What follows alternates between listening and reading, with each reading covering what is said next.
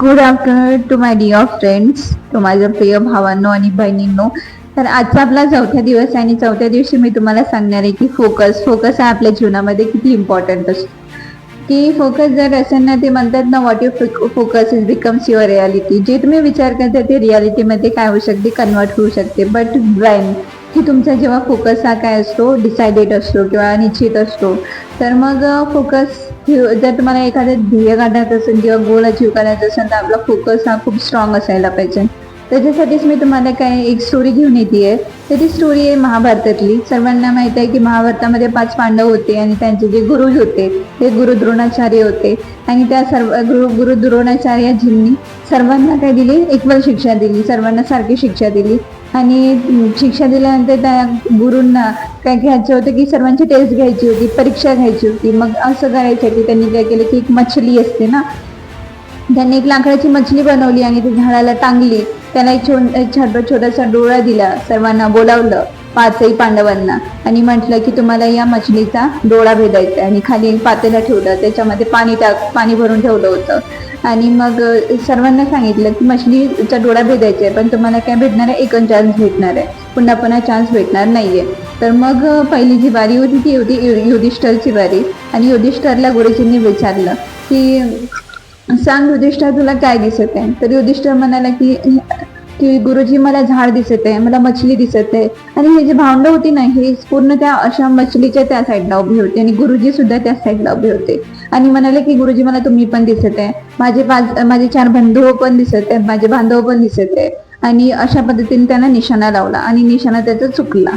आणि मग दुसरा जो भीम गेला आणि भीमला पण गुरुजींनी तेच विचारलं की भीम, तुला काय दिसत आहे? तर भीम म्हणाला की गुरुजी, मला तुम्ही दिसत आहेत, मला आकाश दिसत आहे, मला माझे बांधव दिसत आहे, मला मछली दिसत आहे. आणि त्याचा पण निशाणा काय झाला, चुकला. आणि तिसऱ्यांदा जे सहदेव होता त्यांचा पण चुकला आणि नकुलचा पण चुकला. आणि मग नंतर गेला की अर्जुनचं काय झालं की अर्जुनला जसं गुरुजींनी विचारलं की अर्जुन, तुला काय दिसत आहे? तर अर्जुन म्हणाला की मला फक्त गुरुजी मछलीचा डोळा दिसत आहे. आणि असं बोलून गुरुजींना पण he is like as very happy की हां, माझ्या शिक्षेचं कुठेतरी फलित झालं.